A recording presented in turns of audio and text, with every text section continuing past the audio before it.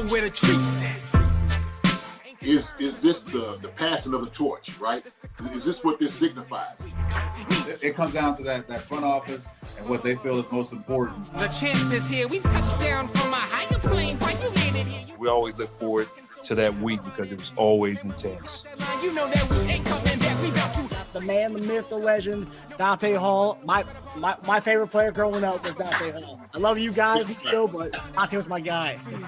Get to dashing because you done on the warfare. Chief Concerns is presented by BetOnline and Olipop. Marcus Dash here from Chief Concerns, and ladies and gentlemen, it is that time of the year. It's football season, and you know what that means? It means it's time to get in on BetOnline. BetOnline is the world's most trusted betting platform and your number one source for everything football. BetOnline has every stat, every matchup, and even live odds and spreads to bet on during the games. Think you know your stuff? Get in on our $200,000 mega contest and pick 5 games against the spread every week for your chance at weekly prizes and a share of $200,000. When the game's over, head on over to our online casino and get in on a game of blackjack or poker or unwind with one of our 150 slot games. Head to the website today and get in on the action. Bet online. The game starts here. Come on, baby. Go. Yes! That's a first down. That's a first down. This football season, I'll be putting down normal sodas like Coca-Cola for Olipop. Olipop offers a healthier alternative with its low sugar content and natural ingredients. Olipop is more than just a drink. It's a wellness companion that supports your digestive health. Packed with prebiotics, this fizzy elixir helps promote good bacteria in your gut, leading to improved digestion and overall well-being. So go ahead, click the link in the description and use promo code SODALOVE and get your can of Olipop so you can enjoy the game guilt-free. Go Chiefs. Use the promo code SODALOVE for 15% off now. Hey everybody, welcome to another episode of Monday Morning Tight End on your Monday evening. I'm Marcus Dash here, legendary Chiefs tight end Jason Dunn. JD, how we doing, brother? What's going on? I'm gonna do the Xavier Worthy. How's he? Hey, those time. Doing well. I'm doing well, brother. I'm doing well. Yeah. How you doing? How's it going for you? How's it going? Doing good, man. I'm just seeing right now. I see somebody in the comments has said something, and our friends from Arrowhead Live just tweeted that apparently our guy Spencer Schrader, quote, I have been told Spencer Schrader pulled a hamstring and is out this week and will be replaced by Matthew Wright. Additionally, I'm told Peyton Hendershot was also injured during practice and will be placed on IR. What? Wow. Is this April Fool's? This ain't April, is it? What's going on? He's saying, I don't know. Yeah. I mean, he's pretty connected, I would say. So, I mean, I don't know. He wouldn't report something if it wasn't true. I guess we'll find out tomorrow. But I don't even think they practiced today. So that's interesting. So, yeah, they probably did. Well, like today, no practice, but you probably go through like a little warm up, just to kind of get things off of you, flying back, because you don't want to get stiff and whatnot. So maybe just like a little warm up. But even then, they would find out immediately if something like that happened. So what do you say? What happened to Peyton Hendershot? What happened to him? And additionally, I am told Peyton Hendershot was also injured during practice and will be placed on IR. So they did practice. So like I said, it must have had like a little, like this weeks like this, you'll tend to have like a quick walkthrough, like just a real like shell practice, like just move around, from the game, just to get the soreness out, the lactic acid, all those different things. So you're just not sitting around not doing anything. So it could have been something where guys are just kind of, like I said, kind of walking through. Somebody could have poked him in his eyes. I don't know. But I can't wait to see what these reports come out. But geez. Yeah. I'll say this, though. Before I saw, obviously the kicker thing is interesting, but I'll say what Matthew Wright came in when Bucker got hurt a couple of years ago. Remember, he had the franchise record for longest kick up until Bucker ended up getting that a couple of weeks later. So, I mean, Matthew Wright's already familiar with our team. It's a shame because Spencer Schrader played so well yesterday. He was nails yesterday when we needed him the most. But I'll say this as well as the tight end situation. Peyton Hendershot was getting, more acclimated, but I saw earlier Greg Dulcich from the Broncos just got released. And I was a huge Greg Dulcich fan at UCLA. His first year in the NFL, his rookie season was pretty good. Last 2 years, been hindered by injury and whatnot. But that's a guy we could be. I mean, we like tight ends, and if Hendershot's out, Dulcich is there. That's a guy I could see us going for. I mean, I was a huge Dulcich fan in college, but I don't know what your thoughts are on Dulcich. I really didn't have an opinion about him. I picked him up. I watched him. I mean, I think he's just, kind of a guy. I think he's decent. But I haven't seen him light anything up on fire.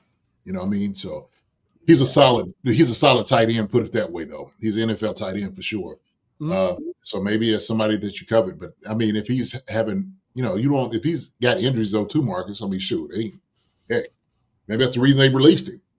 Maybe Andy sees something though. He can maybe kind of bring him on board and fix him. Everyone talks about him being the QB fixer, the QB guru.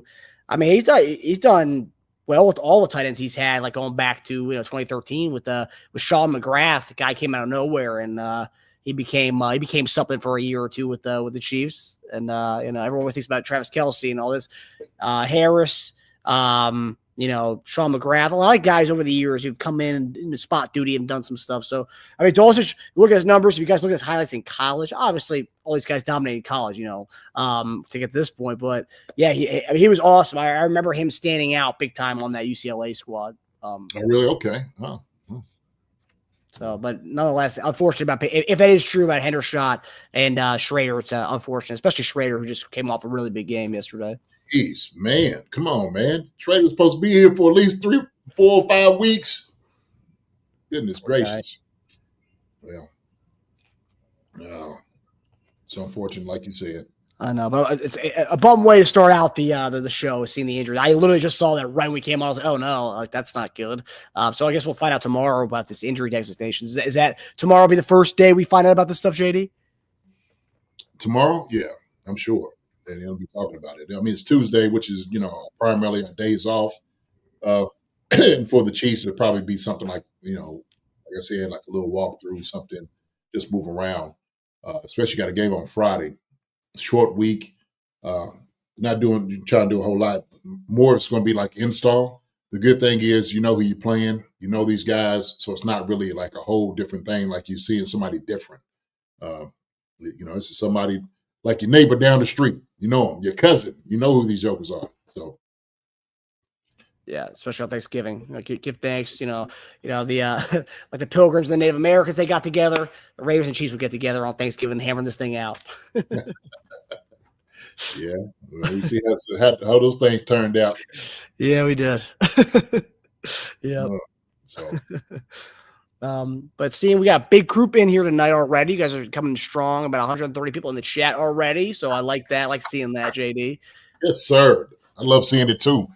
I can't see it. I don't know how many people's in here. I can't see any of that. All I see is names and, that's about it, man. See Chris what's up, Chris? That's our guy. I did Chris's show one time. Chris, I told you I got to get back on your show, brother, and I will. We had to put a time together, man. Put a time together. Newt is in here. Newt, good. You're not on IR, Newt. I am okay. I hope you're doing fine, my brother. Good to see you as always. Kevin Mars as well. Good to see you, Kevin. G Pick is in the house. Justin Hutchins in here. Mike Brennan, my man, is always in the house, man. Mike is always, loyal to us, come in, gives us peace, man. I love Mike, the things he talks about. Vegas Chief Kingdom, what's going down, man? Hey, you got to hold it down. You know what it is. It's that week. John Clifford, what's going on? What's going on, John? Always good seeing John out here, too. Under Brown. What's up? Under Brown, you always got something good for us.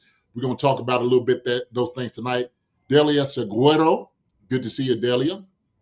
Let me see who else we got in here. Hannah's in here. Good to see you, Hannah. Andrea. Good to see you, Andrea, like always. All right. Good to see you. Family. That's family right there. Andrea's coming in. I see her, and I'm like, that's family. I know who that is. Let me see. Charles Driver, Witchy Hall. Good to see both of y'all. Who else we got in here? Chief for 65 points. That's good to see you, man. TPT, maybe. 65 TPT. Let me see who else we got in here. Good to see you, my brother. Good to see you like always. Jeremiah de la Muertos. Good to see you as well. And everybody else out there in Chief Concerns family, in the, this cosmos. I can't see you, but glad to have you. Glad to have you today. Yeah, So, welcome one, welcome all. welcome. Yeah. So obviously this week's a short week for the team coming off. Yep. It's Victory Monday today, but quickly turn around. Friday we got a game, the Black Friday game. But so lots to get into. It's a quick one. We're tonight we have the grades. Wednesday, as we mentioned on our show yesterday, we got Wednesday show's gonna be an action-packed one. So we're gonna have JD's keys to victory on our Wednesday show. We'll have Tasia coming in for the betting aspect of things. So it's an action-packed Wednesday night show. So definitely, guys, I know all you guys pretty much come into that one, but definitely Wednesday night. Circle that on your calendar because it's gonna be an action-packed episode this week for the Wednesday show to preview this Black Friday game. And of course, everyone coming in. It's Thanksgiving week, guys. It's the holiday week, so we want to be able to spend the Wednesday night with you guys. Break bread, so to speak, on our Chief Concerns show. So it should be a good one. Tonight, JD, we talked about it yesterday. I think off camera.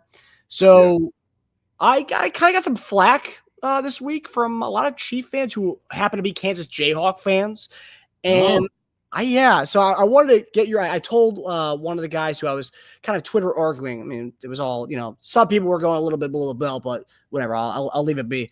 I have to ask your opinion on this because, I was just called a podcast nerd and a casual just by saying I think Travis Hunter would be good for the Kansas City Chiefs. And I was being a little bit hyperbolic. Well, I'll show my tweet. I was being a little bit hyperbolic. I will admit that. But I still think he'd be a badass. And he will be a badass in the NFL, and I would love to have him. Do I think Brett Veach is going to trade all the assets to move up in the draft to get him? No, I don't think so. I don't think that's going to happen. But this is the tweet, and I'm curious to hear because you're the expert. You're not the casual. You're the podcast nerd. Well, maybe you are a podcast nerd now, JD, but you're a podcast nerd who's also an athlete. I wear it proudly, brother. I wear it proudly. Okay. Call me whatever. I'm good with it. So here is the tweet. So the original tweet I put, it was Travis Hunter scores a touchdown. And I get middle of the game. Kansas is up a little bit, but then Travis Hunter scores a touchdown. People are pissed off. Maybe I tweeted this, but being able to solve our CB2 and wide receiver 1 issues with him would be worth the multiple draft picks that it would take to get him. So that is my initial tweet. Like I said, hyperbolic. Sure. Wide receiver 1, no. But I'll tell you what, and I'm speaking from a current situation. I'm not speaking from next year. I'm saying just the current situation we're in. So Lambert, Ed Ollie. I'm sorry, but this one is one of the most ignorant comments about football, and I hope you're trolling. LOL. Jabba PC _91. Him and I got to a little back and forth. All love to you, brother. You're a Chief fan just like I am. There's no ill will with me. But nonetheless. But anyway, I said, what's ignorant? Him being a stud to not think he's a game changer is being ignorant. And then Lambert, Ed Ollie, ignorant once again, I'm afraid. And then Jabba must be his thing. He was all over me, this Jabba guy. Jabba, who's the other person I want to, and at DCoop1211. I love you guys. You guys are all Chief fans, so I'm okay. Call me podcaster, whatever. Lambert, Ed Ollie, not a ball knower, but a fan, and that's okay. So casual, not a ball knower, whatever, that's fine. So I said, ask any professional about Travis Hunter. They'll all tell you he's an elite talent and will be special at the next level. So I don't even know what you are arguing. In fact, I'll bring this tweet up on Monday with JD, and then he tweeted a GIF of Kermit the Frog saying, do it. So JD, obviously, what do you think about my tweet, my initial tweet, but what are your general thoughts on Travis Hunter? I think Travis Hunter is a talented guy. I think he's a very talented guy. And there's no denying that whatsoever. I don't think anybody could say any different. I really don't. He's shown that he could play either position, corner, wide receiver. He's a stud. We understand that. He's one of the most athletic guys we have in college football right now. No question about it. That's why they coveted him so much, because of what he could do.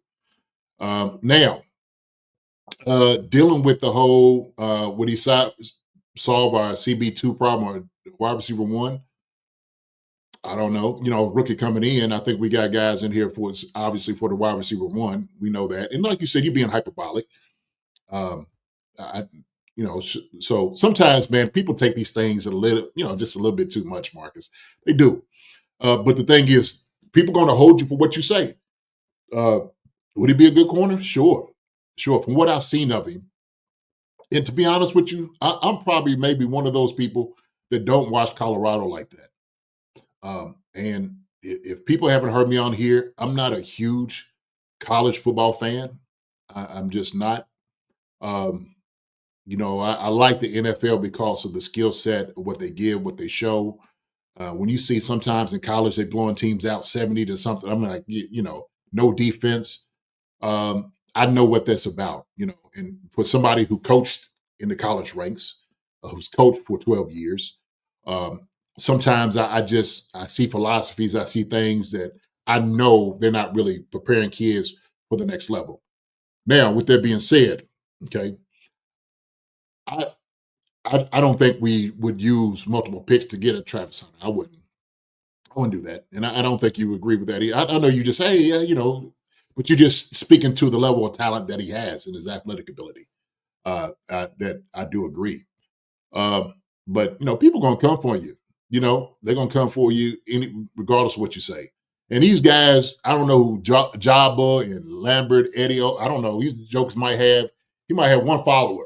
You know what I mean? It might just be one of those bots that come on and say whatever they want to say. But I guess being a hyperbolic, man, you know how it is. Shoot, jokers gonna take it out of context, Marcus. That's what they are. And I get they're Kansas Jayhawks fans. I'd be pissed off too if the guy just scored a touchdown and then I'm immediately tweeting something about Travis Hunter's a beast. I mean, I'd be pissed off too if I'm watching a Chiefs game and all of a sudden I see, oh man, Jacoby Myers. Oh, I would have that guy in a heartbeat. Like, okay, buddy, they just scored a touchdown. I don't want to hear Jacoby Myers is this awesome receiver. I don't want to hear about it. So I get it from that respect, from a fan aspect. But Travis Hunter as a talent, and I know, and there's a bunch of people on there who are saying this guy's Travis Hunter's a one contract guy in the NFL. He's mid, he's average. That's ridiculous. It really is. He's a first round pick. He'll be a top 10 pick, I would assume, to be honest with you. And I don't think too many teams would discount that. So if I'm looking at the level of talent of guys that came into the league the last 3 years, I would say he's probably on that level. If we're looking at maybe first round talent, guys that got picked last year and the year before that. So would you say that his skill set is as good as a Sauce Gardner? Maybe not. I don't know. But he's in that realm that he could probably get to that place with more personalized coaching. But he's had great coaching with Deion and those guys. We understand that. Same thing with wide receiver. I think he might be a better corner than he is wide receiver. And that's just some of the things. I know he's had a little bit with injury as well. Sucker's thin. It's sucker's razor thin now. That's another thing too. But when you have talent like that, you can do whatever you want to with it. That's the beauty of it. But Travis Hunter, being a skillful guy, he's your Swiss Army knife. Put him wherever, man. He'll make an impact wherever he is on the field. So I agree with you there. So that's all that is, man. But to say that he's just a one contract guy, I don't believe that at all. Sure. You want to say it about, some of these other guys that came in. Said Travis Hunter is better than Troy Brown.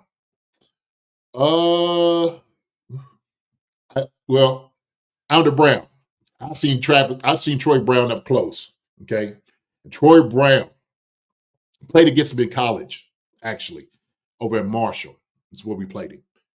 That sucker by himself, I'm telling you, by himself, that joker beat us. His impact. Offense, defense, he played it all. And I was just like, yo, this dude right here is the real deal. Same thing when he went up there to New England. That joker was the truth. So I'm not going to give him Troy Brown yet. And Marcus, you know how I feel. Hey, I'm the Brown. I'm one of those dudes like, listen, until a guy proves he's Troy Brown-esque and worthy, I can't give him Troy Brown just yet. Troy Brown's he's a bad boy. Okay. That's why he spent the league, the years in the league the way he did. But I understand the talent like him going back, both ways. A little bit of some information. Your boy JD actually played both ways. I play tight end, I play defensive end on some downs, spot wise, when I was at EKU, and because I had that level of talent, and I loved it. But I do believe when you get into the NFL, they're looking for particular guys to play particular positions. That's a hard thing to do, go back and forth, man, in the NFL. That's a very tough thing to do. Deanna was able to do it, man. He was kick returner and whatnot, man. Deanna, that joker, he never got tired. We know his level of talent is, astronomical. He's in a whole different realm with dudes. So considered maybe one of the best ever to play the game. So Travis Hunter had very good toolage being under Deion and seeing that. So situationally too, I think when I made that comment, I'm speaking from our current state of the team right now. And if we did have a Travis Hunter on our team, we'd be able to utilize him as our CB2. I mean, if he wasn't cornerback, we'd be able to use him as CB2. If he was a receiver, we could kind of use him vice versa. I mean, he'd be able to play all over the field with us. Yeah, I mean, he's logging 100 snaps a game to offensive defense. I don't think that's going to be able to happen in the NFL. But situationally, let's say we were down a cornerback or a down receiver, he'd be playing a little bit of both offense and defense. I mean, 100%. Yeah, he could do it. He could do it. The Chiefs are just like, we ain't going to get a Travis Hunter. I'm sorry. Hey, we just not. So I think this is, it's good to talk and have these conversations, man. But Chiefs ain't ready to do nothing like that. No. I mean, look at. I mean, Brett Veach is not trading up the value to get. I mean, DeAndre Hopkins is only logging a certain amount of snaps because for the draft pick it can convey if he plays 60% of snaps. So they're not doing that for that reason.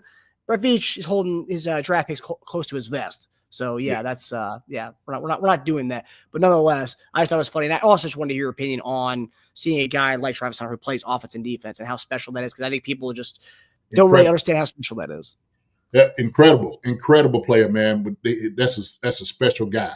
That is, I'm just telling you, that's a special guy, and he is that he goes into the box of stud for sure. So that and there's no mistake there. That's a fact. That is a fact. So I don't know. The dude Lambert's gonna say those things and all that hate. Stop the hate, y'all. Stop the hate out here, man. Marcus and those guys. We just talking. We love to have. Them. But yeah. So all's well. All's well. Hey, at the end of the day, they're all Chief fans in there. So I love you. I have no hate with any of those people in the thread there. But Jabba was coming for me pretty hard, and the guy DCoop1211 really came for me yesterday. His tweets weren't in there, but it's whatever. Well, look, we know there's guys on lines that come for you. I see it all the time, and people make silly things and they say different stuff. It's a little crazy. I'm like, I just look past it. Like the whole little Bolton thing. And there's this dude that always comes up anytime Bolton doesn't have a good game or it doesn't look good or he misses a tackle. Oh, Bolton ain't elite. Okay. All right. Well, you can say whatever we want to say. I know what, the numbers say. Keyboard warriors, no doubt, G-Pick. That's exactly what it is, man. There's no time into them jokers. I see somebody get on, what's the name of Keisha Brown. Yeah, I saw that too. Aziz's mom. And I think you just got to understand that you're just going to have idiots out here just saying whatever anyway. And she's going to make sure that she defends her son like she should. Okay. Nazi didn't have a bad game. He didn't really have a bad game. He was in positions to make plays, man. Those guys just made a better play, And so we're talking about legit people. So we like Nazi. We love what he gives to the team. But I know it's hard when people say silly stuff to you online, man. But hey, man, forget all that. I texted with Nazi today, seeing all the stuff out there. Because even last week he was going back and forth with somebody. And the worst part is these are Chief fans who are going at their own players. It's like, gosh, I mean, there's so much hate out there as far as the AFC West. You have the Raiders, the Bills, the Bengals fans, the Broncos fans who just want to rain on our parade. And we got our own fans knocking our own guys. Come on, guys. But I texted Nazi today saying, block out the noise. We love you on the show. Me and JD love you and have your back. Keep doing your thing, man. I mean, it's like, some players, they don't need to hear that stuff, but it's always good to hear that for the fact that you have all these negatives, the one positive comments. So, guys, like we said before, make sure you reach out to these players and give them some love. They may not like it or retweet it, but they see it. Definitely, they see it. They do. And I get it. Look, Chiefs have been Super Bowl champs the past 2 years, and the fans demand excellence. They've seen it. They understand how good we are. And I that's why I want to kind of temper like some of the things that, when we have the discussion about how bad the team did or, how bad we should have blown out, the Panthers and, oh my gosh, this and that. And you start pulling your hair out and you get crazy about things. And Herm said something really well. He said, man, look, you don't need to blow a team out by 20 or 30 points. You don't get no extra bonus when you blow a team out by that. A win is a win. It goes into the win column. And so if the Chiefs are winning, like this one score game, I think it was 13 games, something like that straight or something. That matter of the wins on one score game. That just shows the resilience, and a championship team know how to win. They know how to bring it home. And we've seen that this past week with Patrick Mahomes, and those guys did it yesterday. And they did a very good job of it. Now, and obviously, we shouldn't have let them get back in the game. But you know what? When I looked at the game, I watched the game, I'm telling you, probably 3 times today. I see something different each and every time, right? I always slow it down and go through and get my notes. But there were things I was just seeing, man. Them jokers are very determined to win that game. And they knew that if they was going to get any type of pat on the back, some semblance of being serious or, having some respect, they had to give their best shot against the Chiefs. They played a good game. Bryce Young played a good game. Those guys came in and they knew exactly what it is that they wanted to try to do against us.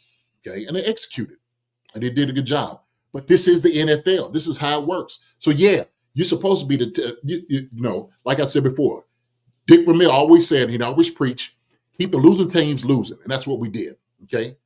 But you best believe these guys on the other side get paid too. They are not going to lay down for you. They just not. So the barbershop said Panthers played a good game. Absolutely. 100%. They did. And so these are professional players. They come in, they're not laying down for anybody, and especially not the Kansas City Chiefs. They're not going to let you just come into their own house and let you walk all over them. We got too much pride as players. We just do.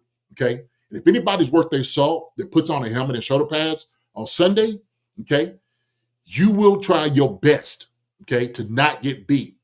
There's too much pride that goes into it. You work too hard to sit there and just let somebody punch you in the mouth. And I guarantee everybody that's out here in the kingdom feels the exact same way. So yeah, we can be critical on things that guys didn't do correctly, right? We can talk about those things. That's fine. But also remember that the guys on the other side are getting paid to win games. They are. They're paid to win games and get respect and get confidence and all those different things, okay? So we can't take away, the drive that men have inside of them, okay? When you come out there on a football field, you got to understand exactly what that means, okay? You have a heart and a mind to never give up and never give in. And daggone it, on somebody's watch, it's not going to happen. And when you do see it, you got to release guys like that. I'm sorry. Guys like that got to go because you're not going to make your organization better. Not going to make your team better. And I've seen it. I've been on teams before where guys are grumbling in the back, oh, man, this and that. It's a bad situation to be in. A bad situation to be in. They rallied together yesterday, Marcus, to try to beat the Chiefs. And that's the reason they stayed in the game. That drive, and I said this before, when they came out that second half, I knew they were serious. They was trying to come down and absolutely win this game. They weren't out of it. You can see the coach coaching guys up. You can see the passion that the Panthers had and everything that they did. So we just got to understand that, man. We're not going to beat, shoot. Who cares we put 50 up on guys? What does that matter? As long as we're holding that Lombardi up right here over our head at the end of the day with the confetti and all that, that's what matters. The main thing is still the main thing. We can't lose sight of that. We can't. Yeah. And I've seen, we're just talking to, the guys in the locker room. I think Darren was talking to him. And yeah, guys were a little upset because all their technique wasn't correct. and they understand it. As a professional, you know, holding yourself accountable, what it looks like and what it should be done. You know, if your job isn't correct, it's not that good. So when I go through some of these obviously these grades, and we'll be critical about some of these guys, they know this. I'm not telling them something that they don't know. So I'm going to stop right there. I mean, and also with kind of what you said. I mean, if you look at there's footage of the players going back to the locker room, you can see the guys were kind of look a little down after the game. But Andy Reid, it's great to have a coach who's so self-aware and just aware of the moment. Comes back in the locker room. His message afterwards, the quote, I don't have the video, but the quote was, "I won't want to see anybody hanging their head, man. This league is crazy. That's the way this thing goes. Nothing's given to you, and you're getting their best shot.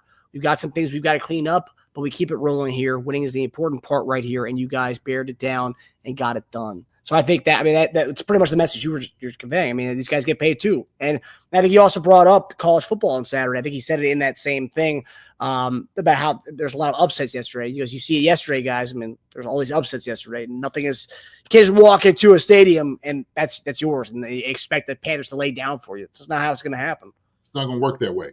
I'm sorry. Like I said, as challenges on the other side, they're just not going to do it. And if this thing means something to you, then you should care. And if you're on losing team and trying to get guys up to play, and you need to motivate those guys, like I said before, that's the guys you don't want. Okay, you don't. But Andy was like, "Yeah, man, don't be so hard on yourself. Sometimes you gotta give yourself a break, but also to be aware and be realistic on how you need to get better." I think you need to understand that, like, you got to take an assessment, right? You have to. And so I'm sure that's what those guys did. Yeah, they wanted to hang up 40 or 50 points on these guys and the Panthers, and they've been doing terrible and stuff like that. But you best believe, as soon as they know that this game is coming on their schedule. Every single team that we play, they know they got that game circled. They do. Okay? And there's a reason for it. Why? Because, like I say up here, our standard becomes the standard. We're the Super Bowl champs. Two times Super Bowl champ. We're on 3 with these guys. Okay? We're looking for a 3-peat. Number 4 with these dudes. And so it's going to be hard. It's going to be hard. They don't care that Patrick Mahomes is the best quarterback in the league. They still don't want to give it to him. They don't care that Travis Kelce is holding all the records almost for tight ends. They don't care about anything. They don't care that D-Hop came over here to the Kansas City Chiefs. They are going to challenge every single thing that they do. They don't care that Chris Jones is one of the best defensive tackles, if not the best defensive tackle in the league. Okay? To them, they want to challenge that. They don't care that Xavier Worthing runs a 4.2. They can care less about that. You know what they want to do? They want to get in his tail, and they're going to say, "I want to see you run a 4.2 on me today." Okay? I want to see you do that. And I tell you what, I look, when I go out there, I don't care. When I'm putting on my helmet, my shoulder pads, I am going to war. I'm a warrior. That's my makeup. I'm sorry. I can't quit. I'm just not going to give up. And so if anybody's like that in the NFL, he don't need to be there. Sorry. That's reality. That's the truth. So, yeah, Andy did right. Don't beat yourself up. You got too many people out here trying to beat yourself up, and some of them are Chiefs fans that's doing it too. So we always talk about the man in the ring. We always talk about that. I love that little poem when he talk about it. The man that's marred in there but gets up each and every time. Okay? We see it. We see it like in the Gladiator. He get mud all on his face. He looked like he's beaten, disheveled, and he's laying there. But something tells that joker to get up. That whisper. Not today. It's not going to be done. The Chiefs been doing that like last year. It was 11-6, Marcus. 11-6. We are 10-1, and everybody's not liking how we win. Hey, man, I don't know what to tell you. So, yeah, sometimes it don't look pretty. But we're still putting this thing together to write it.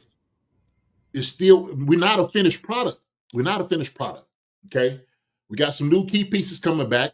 Pacheco, Amenahu, DJ Humphrey just got here. So it's going to be some help. It's going to be some guys coming back that's going to be able to help us out a lot. And so they got to get into the swing of thing. Hollywood Brown may come back right here around Christmas time or whatever. Hey, there's some things we need to get right for sure. And we'll talk about that. Yeah. We'll talk about that. Yeah, and Mahomes did say also his press conference, he said you want to have some blowouts. You want to be a little calmer in the fourth quarter. I've always said it can be a good thing as you get to the playoffs and later in the season, just knowing that you've been in those moments before and knowing how to kind of attack it. So obviously, yeah, these guys do want to blow out teams. It's not like, because I've seen so much like, they don't want to give out their secret stuff because they got plays and they're waiting for the playoffs. Like, no. These guys would love to blow out a team. They just, it doesn't happen that way. Panthers didn't let it. They clawed back in that game, and it happens. Yeah. And hopefully we do get a blowout at some point. But again, I'm seeing it like I saw in the chat. Like we all know, every team sees the Chiefs on their calendar. That's the measuring stick. For the Carolina Panthers, I didn't get to see their locker room. So I actually love to go back and watch their locker room after the game because they probably felt even losing the way they did lose, like that was a win for them. Like that's how good the Chiefs are. That coming back and tying the game like they did, that was a win for them. I'm sure everybody in that locker room was really happy about how that game went yesterday. And that's just amazing because that's how good we are. The teams are taking the silver lining of a loss and say, hey, like we went toe to toe with the Super Bowl champs and we, took them to the end. We lost, but we took them to the end. And that coach is probably using that and it's going to use that, but the rest of the season and going into the offseason about how like, look what we can be, guys. We took the Super Bowl champs to the brink. We lost, but we took them to the brink, and that shows how good we can be. And they're using that for that. So then that's that. No, absolutely. I mean, they're going to anchor themselves to that, right? It's like, well, we got over this hump. We had gotten a little bit better today. And I guarantee the coach came in and said that. Hey, we didn't win this game, but you took the Super Bowl champs to the last bit. They had to pull out a miracle. Patrick Mahomes had to come back and be his best, okay? And we are just – see how good we really are? See how good we really are? I know I would come in and tell them that. Now, obviously, we know there's no more victories, but sometimes guys hold on to it. But we got to take something good out of it. And so the same thing with the Chiefs. Yeah, we didn't get to blow them out. As Mike said, we did score 30. We did. We scored 30 points, okay? Yeah, we probably should have had more. No doubt about it. Things we could absolutely change, get better on, penalties, okay? Taking us out of positions to win the game. Maybe with 8:42 left in the fourth quarter, different strategy we should have done, okay? We start putting ourselves in a position that took us out of field goal range, that we could have had a 2-score game. They had to go in and become one-dimensional or to change the whole landscape of things, right? That's a different conversation. Maybe you should have done that. I didn't really like some of the calls that we made toward the end. I just didn't, okay? But, hey, I'm not a coach on the staff, right? Those guys got a different mind to it. They understand exactly what it is that they want to do and what they want to, what they can't do. So I can't fault them on that. I'm just a guy that's going to be over here, write my notes down, Marcus, and I'm going to keep talking about it, okay? Keep talking. As those guys in those tweets earlier, we're podcast nerds, JD. You're a podcast nerd now. Podcast nerd. Wear it proudly, baby. I'm good with it. Okay. Sometimes I see some other podcasts out this way, man. I'm just like, geez. I know. It's different in the locker room. Sorry. It's different in the locker room. So I'd be pissed off too if I didn't play a good game. And some of these guys need to be pissed off. We're going to the graves for the guys that need to be pissed off. And some guys feel like, hey, man, it wasn't as terrible as you wanted it to be. Some things you could get better at. Okay. Yep. So Delia Seguero said they're going to blow out the Raiders. Yes, we are. We're looking for that. So how value high yields the Chiefs opponents have pulled out a wider range of their playbooks to keep up with the Chiefs team using a conservative style. Sure. I mean, when I'm going to war, man, I'm gonna have daggers, a sword, a gun, a bomb, a couple of grenades. I'm pull out what I need. What's the mace, and I'm pull everything out that you need. Okay, especially when you're going up against a juggernaut of an organization and a team like the Chiefs. You better have it already. You better get prepared. And so that's what they're going to do. They do things like Buffalo had to do is we can't go for a field goal down here. We got to go for it on fourth down because we know if we don't go ahead and try to close the game out, getting a touchdown, making a 2-score game, we're going to lose this game. We've seen it. Buffalo was on the tail end of it, of the losing end. 13 seconds. You think it ain't still in their mind? They know what it is. Shoot. They sitting over walking around. They knew they had to get their 4th and 2. They knew it. If they didn't, game was over. Why? Because you're giving the football to the best team in football, the best quarterback in football, the best coach in football, with some of the best defenses in football, with some of the best offensive weapons that we got in the league. They knew when you give it to the Super Bowl champs, buyers beware. Yep. And that's why a lot of people thought that Buccaneers should have gone for 2 instead of taking an overtime with us. And then also I think Harbaugh said after week 1, if they'd scored that touchdown, that likely touchdown, they would have gone for 2 because they don't even want to chance it. Well, the thing is, they still would have gave some time left on that clock for Patrick, against the Buccaneers. I think they were like, let's just go for, well, they seen what happened early on, and maybe it went into the decision, right? Mm-hmm. Everybody's different. Everybody, how they think of their chances, if they can make it or not. Yeah.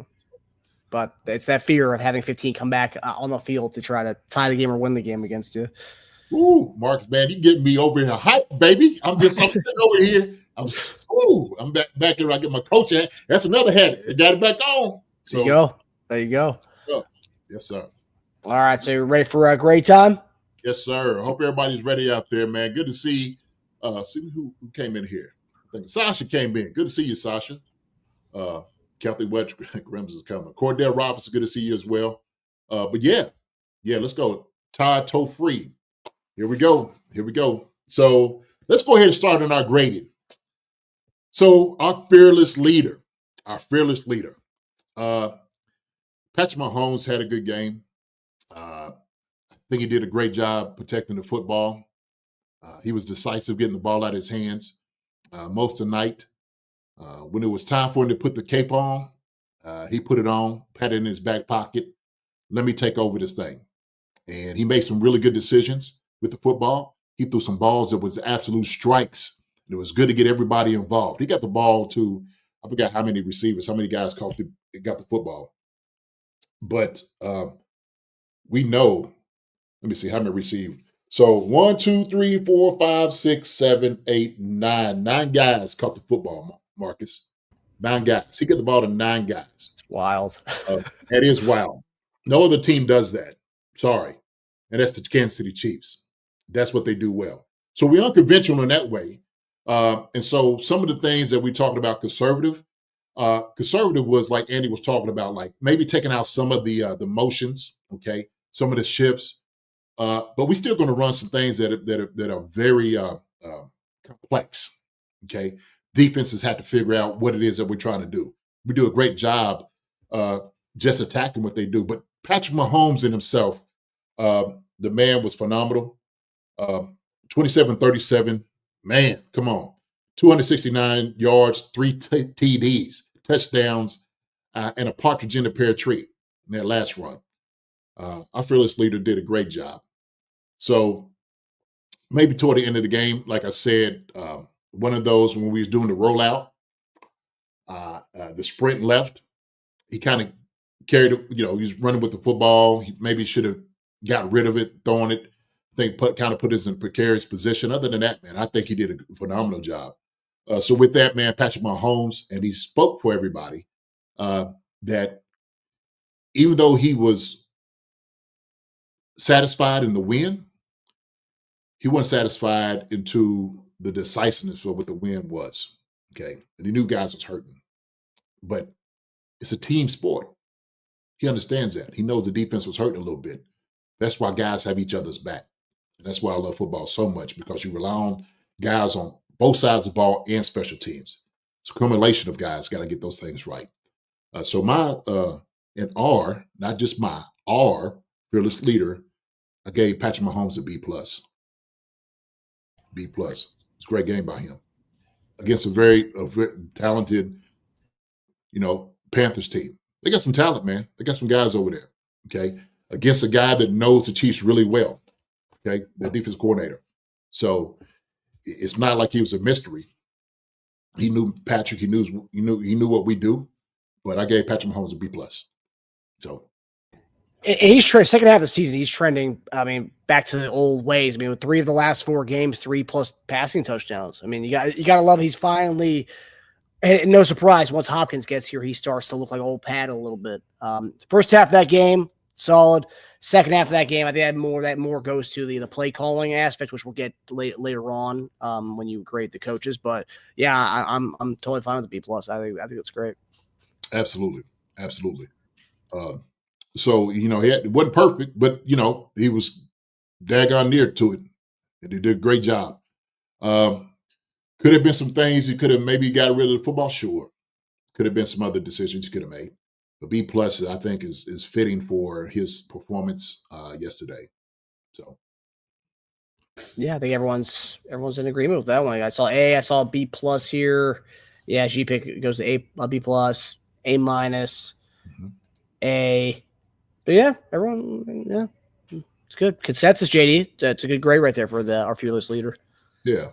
Mike Brennan makes a good point. That sack in the fourth quarter on 2nd and 6 was painful. Didn't need to happen. Led to the sack on 3rd and long. Absolutely. Yeah. Mike understands what I'm talking about. Because sometimes, when you're in situational football, you got to know. You got to know certain things that sometimes you got to throw it, get rid of it. Yeah. I thought that should have been a run play, to be quite honest with you. I don't know why we're doing that. Just run the damn ball. Well, and so we'll kind of get into that, because I agree with you 100%. 100%. Yeah. Play calling's been really rocky.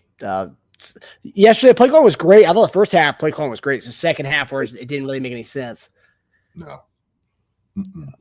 And so sometimes you got to, the course of the game, things change, and defense is like, okay, now we got to do something a little bit different. But practical things toward the end, like I said, it started at 8:42. I know exactly when it started. I'm just like, what are we doing?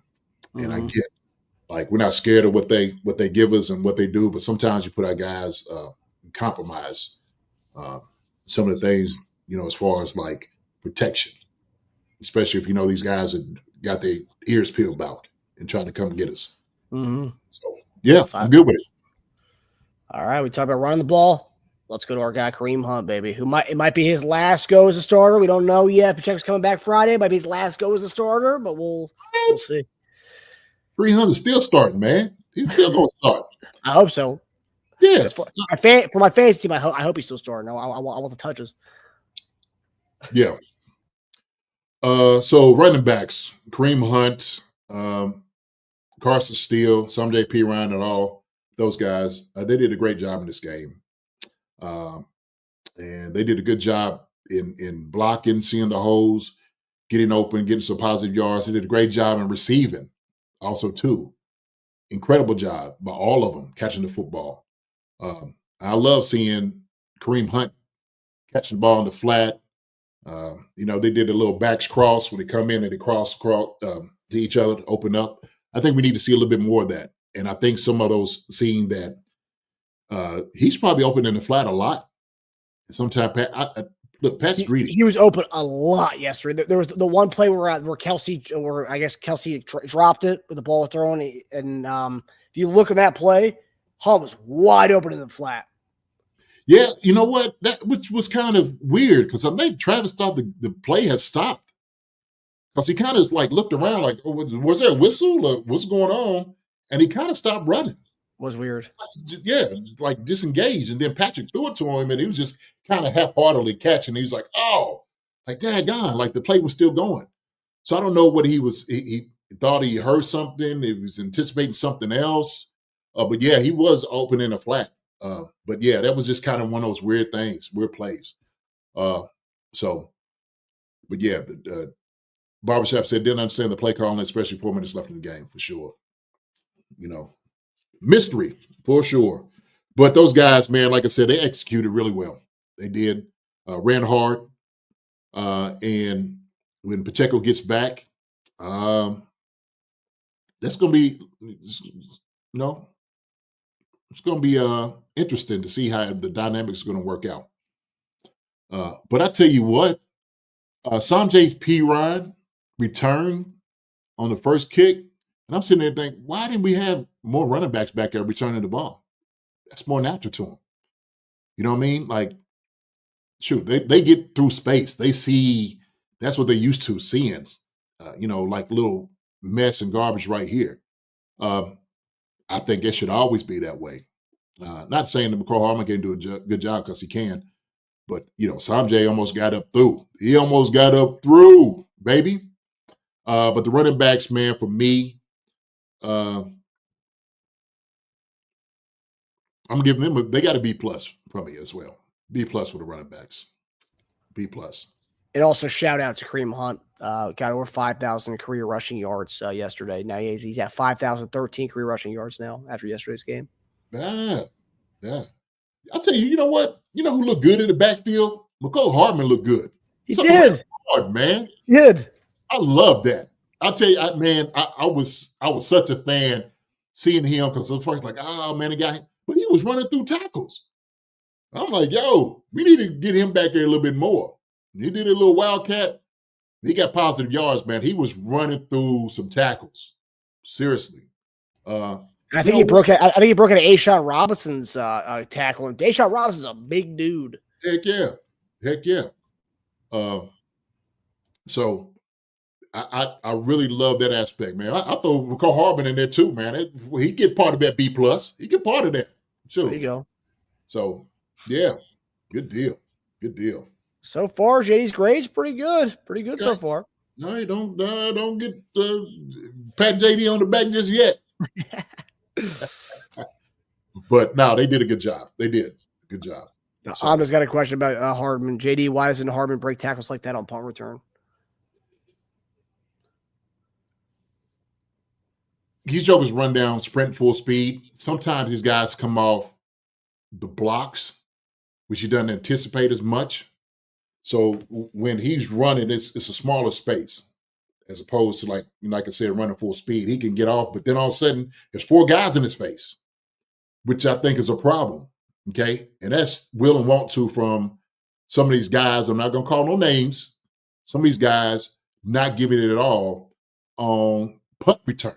And I hate it for him. If I'm McCole Hardman, and sometimes he tries to do a little bit, try to see, but I'd be a little pissed off. I'd be talking to a couple of them jokers like, hey man, stay on your block, man. Just hold him up. Please hold him up just a little bit more. If you give me just a little bit of this, I could get, I could go hit my head on the goalpost. D Hall, hey, when Dante used to talk about that, Dante said, man, just give me a little space. That's all I need. Just stay on him just for a little bit. I do the rest. We seen what Dante was able to do. I think McCole Hardman has a little bit of that in him. He's got that juice in him, man. He's got that juice. So he just got to do a much better job, man, on special teams. But we'll get to special teams to talk about a little bit more. Yeah. All right, let's go to the wide receiver room. Nate, I see you arguing, man. I see you. So he just talked about Louis Rees-Zammit. You know what? I wish we did have Louis Rees-Zammit down here. Well, that's his problem. Could have stayed. Newt, he could have stayed, man. They won't do it. So, Jay Will, Jason, who you talking about? Jay Will is one of them. He's one of them. That sometimes I see he should be given a little bit more. Okay, if y'all say names, I'll answer you. Todd Tofree, yes, he's one, but he's not the only one. He got a penalty on that one staying out of bounds too. It's like, did the same thing happen to him last week? I feel like that same penalty going out of bounds happened last or 2 weeks ago. Also, could have been. You got to get back in immediately. Yeah.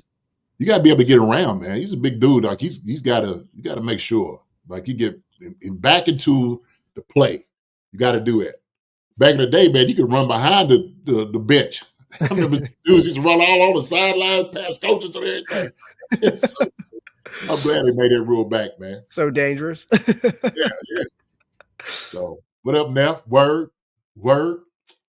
So, but yeah, that's kind of where we are. I tell you what, hey, special teams wise, Neff, I'm gonna give Neff right there. Terror. He would absolutely rip somebody's head off, covering, and running, getting up through. That's what Neff used to do, man. He was good at it, great at it, actually. So yeah, that's it. That's good. Wide receiver. Let's go to wide receiver right now. I tell you what, man. Man, it is such a joy. It is such a privilege and an honor to have a guy like D-Hop. Number 8 right there, man, is just shoot. I can't say it enough. how good of a joker that he is. Andy Reid was just talking about his presence and impact in the locker room, about how he's just asking questions, how he's leading the younger guys. This was such a great pickup. Marcus, this is what we was talking about earlier. The past 2 years, we've been calling for D-Hop to be here. And what he was able to do, what he could do to young receivers, imagine him being here 2 years ago. Just imagine what that would be like, man. I mean, seriously. I mean, Joker got great hands, does everything right, catches the football well. You in a tight spot, look for number 8. Look for him. D-Hop. That's the guy. And so he'll move the chains on you. He'll score some touchdowns. That's what we needed. But not only did he show up, did a great job with what he did, Xavier Worthy did a hell of a job too. Hell of a job. No doubt, Neff. He's a Hall of Fame wide receiver. No question about that. D-Hop, Hall of Fame wide receiver. So great to have him here. Great to have D-Hop here, man. So, and I know he's happy to be here. But yeah, you can tell in a smile with Pat when he scored that touchdown. You just see how happy he is that he's got 15 and not Will Levis throwing him the ball. Yeah, man. Pat wanted to tear up. Both of them wanted to tear up. Like, oh man, where you been all my life? Oh Lord, where you been? And that's this. Now he's here. Now he's here. So we done righted the wrong. All is good. All is good in the kingdom right now with them. But Xavier Worthy did a great job catching the football too. Comebacks, out routes. Pat put it right on his numbers. It looked great. It looked great. So the wide receivers did a good job catching the football. Juju had a couple of penalties on him, holding penalties, and those are effort penalties right there. That's what that is. You know, he's trying to do the right thing. He's trying to get his hands out on guys, but he knows he's got to disengage. You can't. One time he hugged it. He hugged that sucker. He hugged it. I'm like, daggone, Juju. They gonna see that one. Somebody from the stands threw a flag. So he's got to go into the whole part of this whole grade as well. But the wide receivers did a good job. Justin Watson caught a ball, then he dropped one as well. But for what the guys was able to do, also to bringing McCole Hardman running the football, great job. I'm going to give our wide receivers, man, I'm actually going to give them I'm going to give them B-. B-. They did a good job, man. They did. They did a good job this game. Crisp on the routes. Was getting open. D-Hop going to go scoop the ball out. So I think it's a good balance one. B-. Yeah, with you all. B-. Agree with you. Absolutely. And Mike Brennan points out we can't talk wide receivers without mentioning Watson's blocking on Mahomes' 33-yard rush. Do block both guys to open that space for Pat. Yeah, seeing the all 22 of that was pretty cool to see the extra effort. And you see why some fans may be like, oh, why does he get so many reps? It's plays like that. That's why he gets to get, he's on the field more, why the team trusts him because he's doing the extra effort plays. Yeah. And that's why they was keeping what's name around too. Who Sky? Sky Moore.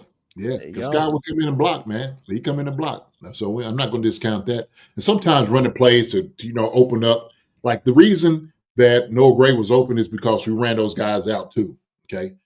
We could have easily went probably deep throwing it to them, but them doing a job, because sometimes just doing your job, influencing the guys you need to influence, okay? And so we're very detailed in what it is that we're trying to achieve on each and every play. So everybody has a responsibility. It's not just about getting the football, but it's also about carrying your man, okay? So somebody else gets open. So they did a good job with that. That's why they got a B+. So, okay. G-Pig says, so that's why Sky Moore hasn't been cut, LOL. Hey, man. Hey, getting something out of him, right?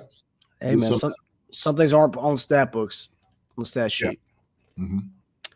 All right. Witchy Hall went right when you said B-. Witchy Hall was right there with you on the same wavelength tonight. Right there.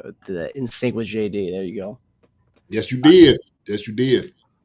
I also got to say, too, we talk about the budding bromance with Pat and DeAndre Hopkins. On that last drive, like a minute left in the game, 3rd and 2, who gets that quick slant? DeAndre Hopkins. Already he knows to go to that guy. If I want a guaranteed catch, go to him. And it's like, that's why for me, it's like he could easily get 10 catches a game, really. I mean, if the Pat just targeted him, I mean, he could get 10 catches a game easy peasy, no questions asked. Mm-hmm. So reliable. Oh, yeah. So. All right. So now we're going to go to your favorite room, JD. Your favorite room, the tight end room, baby. Tight end room. Yes, sir. Tight end room. Noah Gray, 2 touchdowns, 4 receptions, 66 yards. My only question is, how come I don't have Noah Gray on my fantasy? This sucker's been spectacular the last 2 weeks. He has. But he's done a tremendous job, man, getting open, catching the football. Hell of a job. Plus, he comes in, he blocks. He did a great job blocking as well, getting guys' ways. Same thing with Travis. Travis did a good job as well, going in and getting some blocks. Catching the football, he had the 1 drop for sure. He was trying to find a little bit of lane on the one he caught with a little tight end screen, quick screen, for some yards and getting yards on that. Hendershot. He had it looked like he should have double teamed up to the safety, and he completely missed him. And Kareem Hunt could have walked into the end zone, could have walked in. And because Hendershot missed him, he had to bounce to the outside. And it gave us some negative yards. So that was like, come on now. You got to make that. You got to make that block. You got to make it. And those things happen. They do happen. But with the tight ends, man, they did a great job getting Travis, 6 for 62. Joe don't seem like he's slowing down, man. Get the ball to him. He went up and got the one ball that Patrick threw to him, the little corner route, 7 route, bench route, all 3 things, same thing. But they look good. But I'm going to give my tight ends, I always give them love. I always give them incredible love for the game. I'm going to give these guys, man, a B+. Actually, tight ends a B+. Tight ends a B+. Man, I'm almost on the A. They deserve it. Yeah. I'm almost want to say A. I don't want to, but I don't want to be biased. I don't want to be there. So you can make the argument. You can definitely make the argument. You can make an argument. Yeah, but I can't discount the missed block, especially when you're going to get a guy to the end zone. Yeah. So clarity on the Arrowhead live tweet from earlier. We talked about the report that Schrader pulled his hamstring and Matthew Wright's replacing him, and then Peyton Hendershot, tight end, injured during practice. So some clarification. So today was technically an off day, other than some light workouts in the facility, like you said, would probably be. During these workouts is when Schrader injured his hamstring. The injury did not happen during the game on Sunday, I am told. Hendershot injured his calf during the game, but returned to play. Evidently, it was deemed serious enough today to place him on IR. I'm unsure if he aggravated it during a workout similar to Schrader or what, but he's going to IR. Yeah, that's unfortunate. That's unfortunate. Both those guys, I think, were playing really well. Schrader, he just got here. Joker just got here. 2nd week, man. I know. Good. You were probably about to praise him when we get to special teams later, too. Oh, man, come on. Shoot. Clutch. Man, that's what we needed. Clutch. So, Andre Brown, tight ends had 10 catches for 128 yards and 2 touchdowns. Great compliment of each other. Absolutely. No question about it. And so when we go on that 12 personnel, 12 or 13 personnel, we're something to contend with. We are. We could be a damage to any defense. And I love it because we got a great rapport with Patrick, just knowing what guys are going to do. And so you got to trust guys. When guys come in, you can trust them. And we know that. Now, who's going to be that third tight end for us, Marcus, comes in? Greg Dulcich, baby. Straight out of UCLA, baby. Oh, man. I don't know. We shall see. It is crazy how we've gone through tight ends. Fortson gets hurt.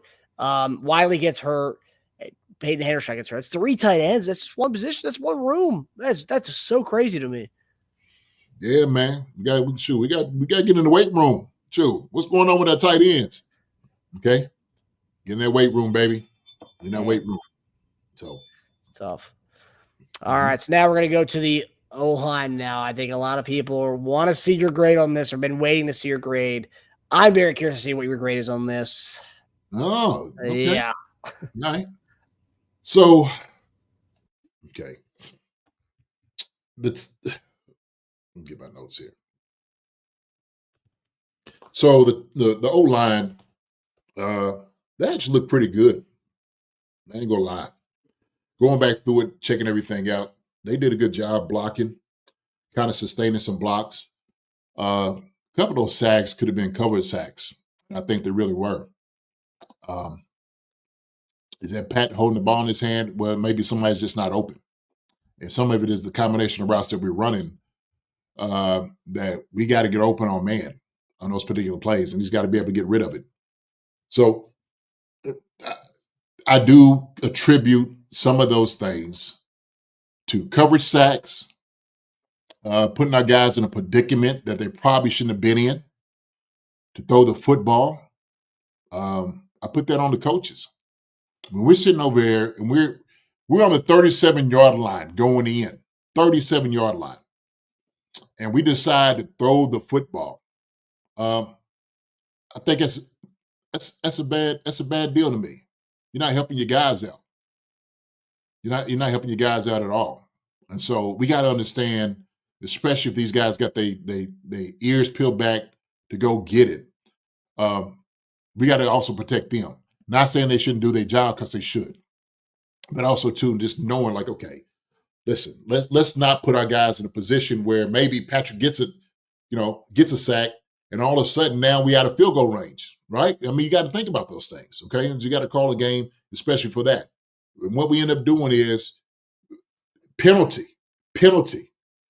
sack, and so I'm like, now we got to punt the football. Now we out of field goal range, so now that all changes. Should have been 3 straight run calls. I agree with you. Right there, barbershop from the 37, absolutely. Go get your head on the goalpost. Now we plowing it. That's how it needs to work. Now we go hit these guys in the mouth. And I don't like our guys retreating in that scenario. You don't, because when you're going in, you're looking for a 2-score game. Make it a lot tougher on them. Get them one-dimensional. And that would have absolutely made them one-dimensional. So, other than that, man, I think Wanya played a decent game. He got beat off the snap a couple of times, which should never happen. And I think really, he's looking. I don't know how loud it is, but I get you got to get your head around. But sometimes you got to look at your guy. Okay, you got to look at your guy. You got to hear the hut. You got to anticipate it, and then live with it. But sometimes you just got beat out of the stance, and that was, shoot. The defender, he's right on the ball. He can see the ball snap. He can see it move. But got to make sure you get kicked back there. Jawan Taylor, same thing. I said his hands were a little lazy on a few of those. He's got to get his hands inside. He's got to move his feet better. And I think that we retreat a lot, that we got to be stout. Once we engage, you got to be stout and move your feet. But it's got to be like real short, fast bursts with power, okay, when you're blocking. And so when you're sitting back there, you got to retreat, boom, and you got to go ahead and give that hit. One of the offensive line coaches who used to be my tight end, Juan Castillo, he's out there at UCLA right now, was the, I think, offensive coordinator when I left up there in Philly, was offensive line coach, coached some really great guys. Went to Baltimore, coached there in Baltimore for quite some time, O-line. And Juan had a great, I love how he coached O-line. And when I went up there to the Ravens, when I was in college, go talk to him about a few things. Juan was like, Jason, I just took the guessing work out of it. So I had our guys kick step 3 times, then punch, even if they don't get your hands on him, because that helps you. Because immediately when you see a guy do like this, punch, immediately the defensive player does like this, right? Which slows him down somewhat, okay? And that's what you want to be able to do. It's the same thing like if a guy's running as a wide receiver You don't want to run with your hands up, or Al Saunders say, don't run with it doing this because it slows you down. You turn your head and doing this, run full speed, you know what I'm saying? And your hands come up late catching the football, okay? Same thing with tackles. And it's like, go ahead and give you a punch right now so the defender starts doing this.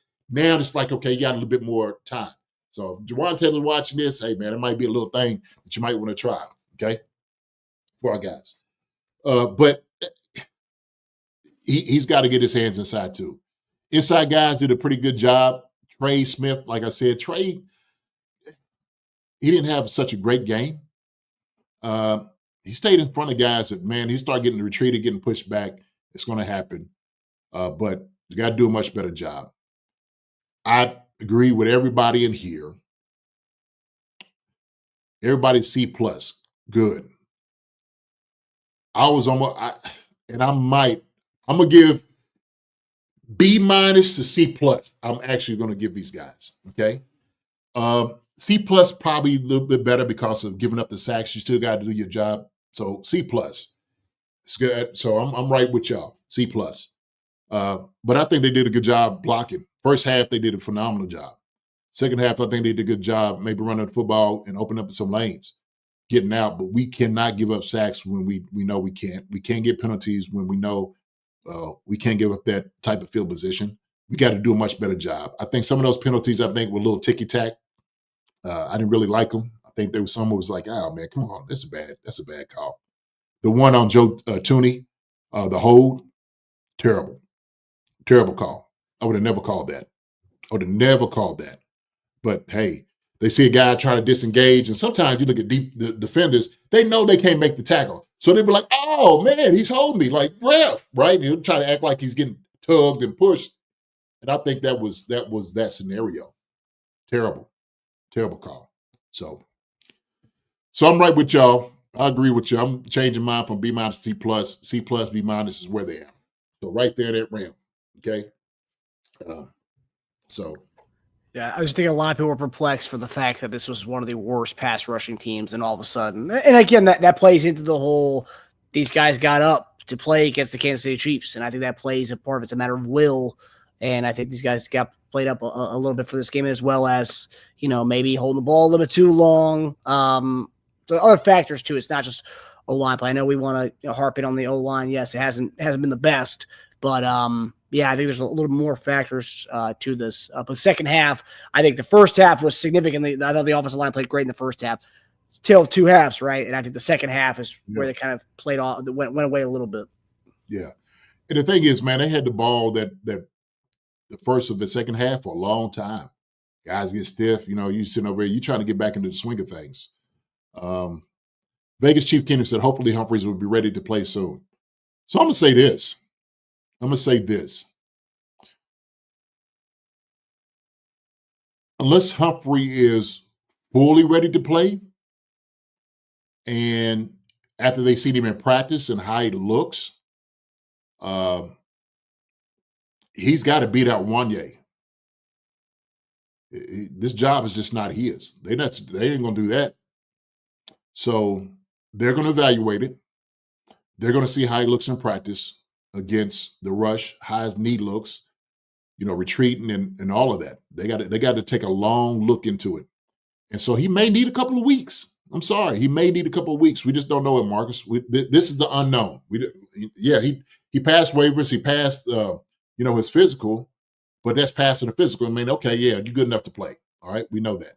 Now we got to see you against top talent, going against these guys, changing direction, all those different things. Because now if you haven't been doing it, it's ACL, this is going to be a little bit different. So we'll just have to see. And they'll make that evaluation. They're going to look at this really, really deeply, and as they should. Go ahead. No, I think this injury, kind of to your point, I think this injury is more about how they feel about Kingsley than they feel about Wanye. I think it's more about they don't trust Kingsley to fill in for that spot if Wanye does get hurt, like Wichie Hall said right now. I think he's insurance for Wanye's knee. I think it's more about the drop off from Wanye to Kingsley. They'd rather have DJ Humphries in there instead of going to Kingsley because I just don't think they trust him right now, being the rook that he is. I just don't think they trust that he's ready to be that guy for the stretch run for the playoffs. Yeah, no, Kingsley wouldn't even dress, man. He's on the sideline, Yeah. So Vegas Chief Keenan said, I'm hopeful he'll be good and ready. I trust the coaching staff. And well said. Well said, sir. Well said, sir. Agree with you 100%, Vegas Chief Kingdom. So, and I'll say this too. He's 30 years old. I know he had the ACL injury, had I believe a back injury in the past. But 30 years old is not old. And I've seen some people say, "Oh, we brought in an old left tackle." Not old. He was only a Pro Bowler 3 years ago. So it's like, okay, like if he looks good, if he does get playing time and he looks good, I think we could have a guy that we sign for maybe a 2-year deal. I mean, he's 30 years old. I think a guy, I mean, that's 30 is not old for a left tackle. I mean, look at Trent Williams' age for crying out loud. I mean, you get a solid left tackle, he stays healthy, and that's the thing. If he stays healthy, I think he could be a guy for us. Yeah, that's right there. Upper work if stays healthy, right, on the whole deal. So, yeah. Okay. All right, now we're gonna go to the other side of the ball, JD. Defensive line, baby. Defensive line, D-line. Okay. Tell the two halves. Tell the two halves, man. Jeez. D-line did a great job against the run. They were pushing the guys back. So they were getting some push, especially against the run, that would help the running back, the linebackers come and make some plays. But we wasn't generating enough pressure like we should have. And that's part of the problem. Those are very concerning to us, because if you're not generating any type of pressure, man, then you're compromising, the secondary. That's just what it is. That's how it all works together. So it's got to be, the synergy of everybody working together, everybody doing their job correctly, so everybody else can go well and do well in what they do. And so if we're not hitting home with 4, man, that becomes a major problem. It becomes a major problem. But like I said, he did a good job against the run. They kept, Chuba, 16 for 58, 3.6, man. So it wasn't easy for him, some of the yardage. Now, Chuba's a hard runner, okay? He's a very good back. Puts his head down and he could get yards. That's what he does. Excuse me. That's why he signed a big deal. But I think that we need to do a much better job generating pass rush, and we didn't really see a whole lot of that. Even when you had the extra guy coming on a blitz, and I think we should have probably did a little bit more stunts and twists. I think we looked a lot better doing it that way, but we just didn't. We weren't able to hit home. We just weren't able to hit home. Charles who's going to be an impact when he comes in and doing that. I still think Uche needs to play a little bit more than what he has. So that's my opinion. Especially when you sit there and you look at the guys that's going out there to get the snaps. I think Uche might be able to come in and gives you a little bit of juice. So I hope now with the men who coming in, there's going to be a little bit of variety of moving guys in and out. Okay, to take a little bit of pressure off of Chris Jones. I think Chris, man, looks a little spent, man. I think he looks a little spent at times. So, and we need Chris fresh for the playoffs and going down this stretch. And we need guys to come in, and sometimes they did, but we need when he's out of the game, somebody's got to wear the sombrero. Somebody's got to make sure they wear the hat, okay, to make a difference. And guys need to step up in that regard. But with that being said, the D-line, I actually gave them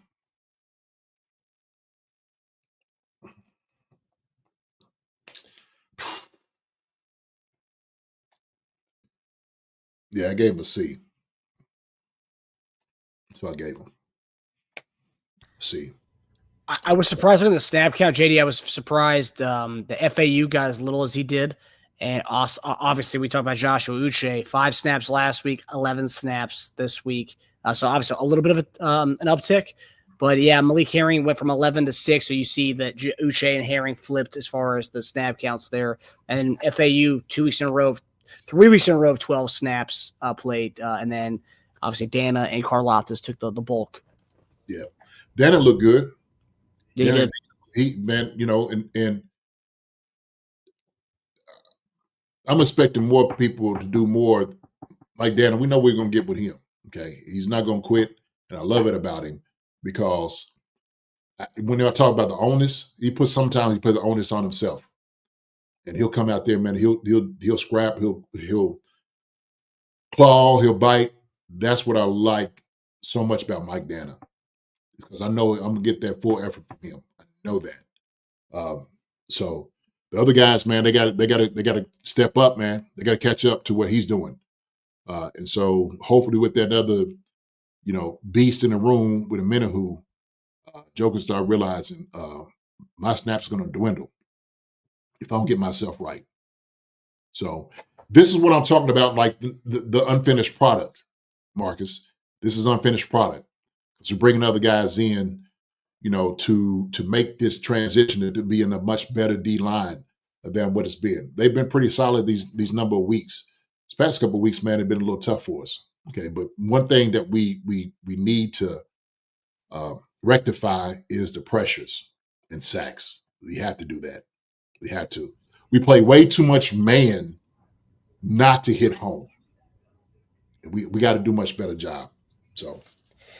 Is it concerning to you that where we are right now, where Amanda, who's been out all season, Dana's missed a lot of games, is it concerning to you that we're more than halfway through the season and FAU's just our first round pick last year and he's just sitting at 12 snaps a game? Is that concerning to you as far as his development and where the staff sees him if he's getting this many reps out there?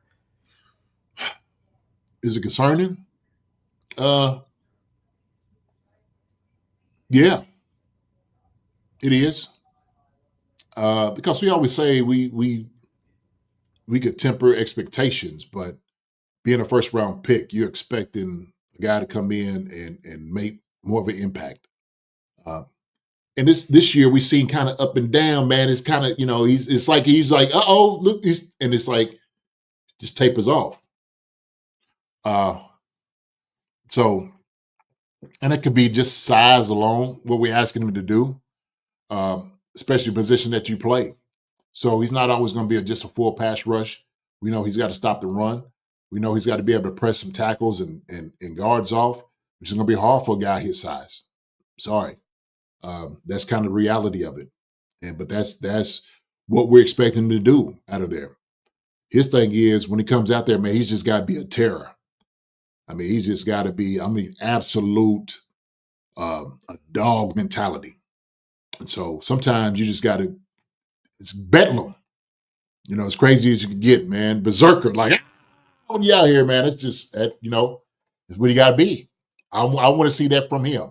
Not saying he's not necessarily giving that effort, but sometimes he kind of gets caught in some of those, too midline. He can't necessarily get off.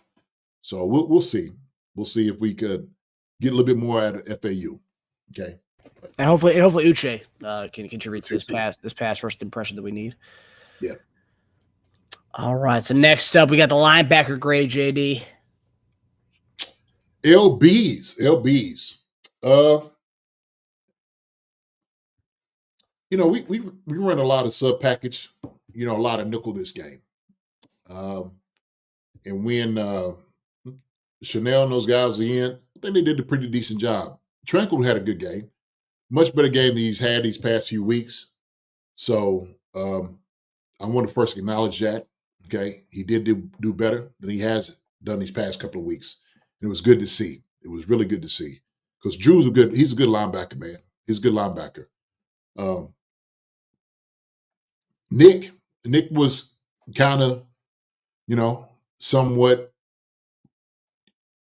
just, being solid. He didn't really hurt us in any type of way. Excuse me. And I think, Nick's trying to get guys right, put him in the position. The same thing with him, man, because he's the smaller stature guy. They're going to try to do everything to hold him down, get to him immediately so he's not making plays. He'll shoot in. I think he missed one tackle. There's another one he could have had, but I think kind of tripped him up a little bit. But they was going to make sure they was going to get on Bolton this week. And I seen that. I seen what they were trying to do offensively against Bolton. And they moved Bolton around a little bit. Chanel was kind of in and out. I didn't really see too much of him making an impact too much. And I was just like, because when I was looking at it, but I see it because he was running a lot of sub packages. He was running a lot with the safeties coming down in the box, kind of playing that. And so linebackers, I think, man, they did a solid job. I'm gonna give these guys actually. I'm gonna give them a C also. C plus C. Okay, C. Interesting. Yeah, no, I'm with you there. Yeah, defense, man, tough day for them yesterday. Tough day for the defense yesterday. Well, it came into, and it wasn't even really like their coverage. I think they did a good job even in coverage, but we just had some holes, man. That I think we got to understand where we're living with this is we got some young guys there in the secondary. We got more guys, we got more safeties playing than we do DBs, which is crazy to me. That's crazy. And I'm sitting there like, man, it's safety.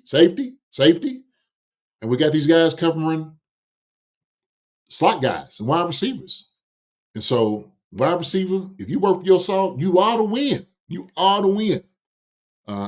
That guy's doing a good job, man, but you asking a tall task out of these guys. Especially if the D-line is not getting home like they should. If we're not getting any type of pressure on the quarterback like we should, or we're not hitting home on our blitzes, it's going to be a tough task, man. I would look for that matchup every single snap. And I guarantee when they sitting there, they looking, they're saying, watch who's in there. But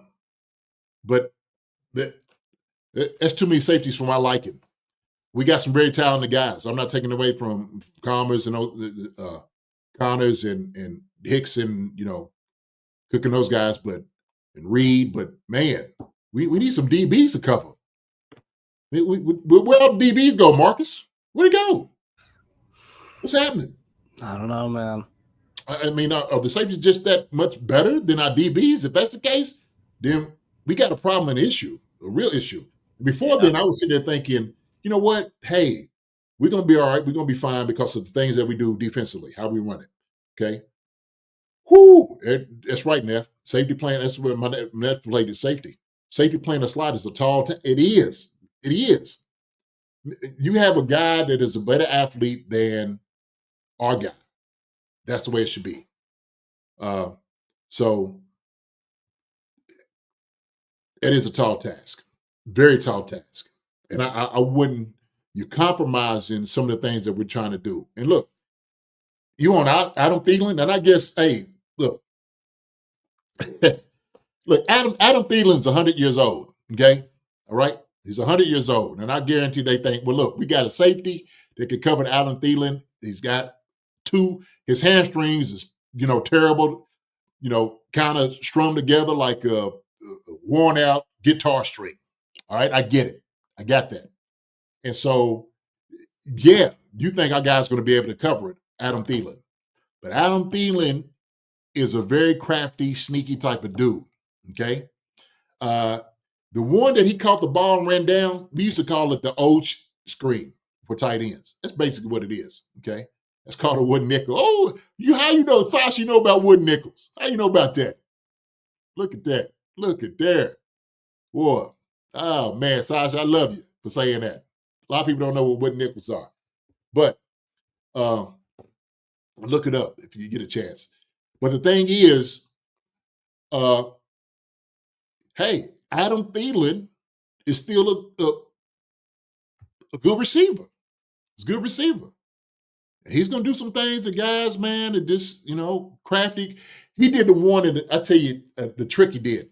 He was in the one in the end zone. I think he went up And he went up early because he knew he probably wasn't going to go up and get the ball.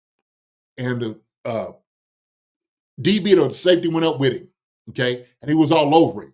But he made him go up early than what he needed to be, and it was a pass interference. I'm like, man, that's a crafty play by Thielen.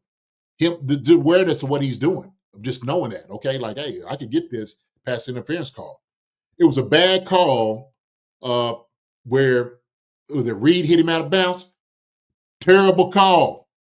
Terrible call when they said that he hit him in the end zone. That was a terrible call. Awful.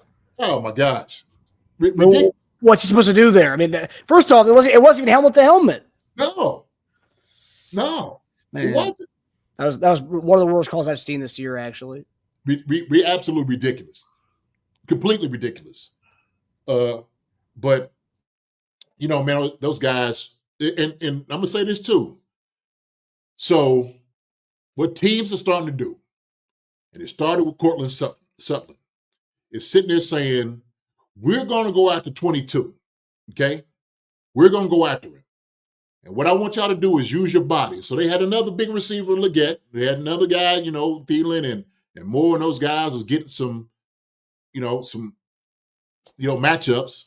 But they was going to match up with our DBs. They want us to cover them in cover one. They understand that. So we're going to run a lot of pick plays. They're going to run a lot of like floods and stuff like that to get guys. But you give them a chance and a shot, they're sitting there saying, we're going to go after it. Why? Because we don't get a whole lot of, McDuffie don't get a lot of interceptions. Okay? He'll knock the ball down.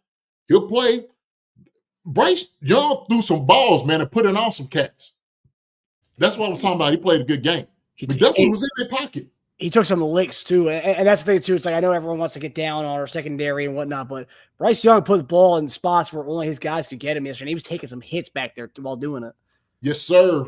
Yes, sir. Dane said, how about that call on Reed for talking? He said, man, it was terrible.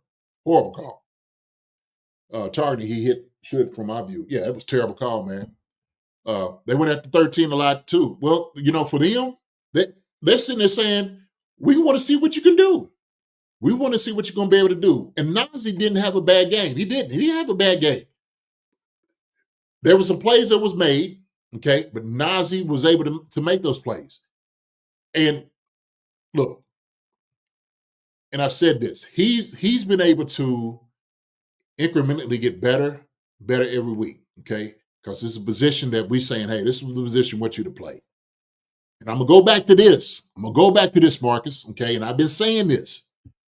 Where in the heck is Joshua Williams? Where is he? And I don't know what it is that he needs to do to get back on the field, but we need him. Okay? So daggone it, Joshua Williams, we need you to get out there on the field. You need to start earning your playing time, brother. And I don't know what it is. I don't know what happened. I don't know what needs to be done, what conversation needs to be said, need to be had, if he needs to give a little bit more here and there. You know, I don't know. But he needs to be out there on the field, and Najee needs to be in that slot. That's how it should be working. That's exactly how defense should look, okay? Because I trust Najee in that position, playing our slot and sub packages as our nickel. If you have him in dime, I know Najee can get that job done. Okay, he's a much more athletic guy than those guys. Connor's a good athletic guy.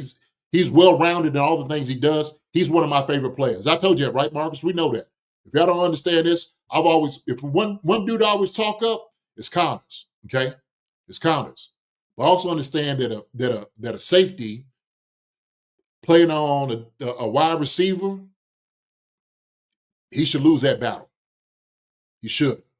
It's just a matchup. Okay? It's the matchup. So teams are telling us they ain't scared of our secondary. That's what they're telling us. We know we run man. They are not afraid. And they don't care who it is. 22, 13, 2, 20, 6, 27. Who else? I just start naming them. And I guarantee they sit there and say, we're going to go after this secondary. If everybody holds up and they pass rush can't get in here, let's go after the DBs. Let's go after them. Okay? So I need Joshua Williams, man. And maybe maybe it's something they experiment to see what everybody is working. That's what they're doing. Okay. But whatever it is, I need to see Two out there. Two needs to go ahead and take over. Okay. He needs to come with a whole different mentality saying that. And maybe he's doing it. I don't know. I'm not in the locker room. I have no idea, Marcus. Okay. But what I do know is I don't see Two enough out there on the defensive side of the football. Okay. A guy that was starting for us last year was getting a whole lot of playing time, but this year he's not. What is going on? That's my question. That's my question. Okay. So he was one of the captains yesterday, JD. He was one of the captains? Yeah. Good. So that means he might be climbing back up on the ladder. Good. Maybe on the special team, they're starting to see something out of him. Okay. But they need to have you out there in the mix, out there on the field. We need your athletic, everything that you have. We need you out there on the field, man. We need you out there on the field. So, if not, man, they're going to keep going after our safeties.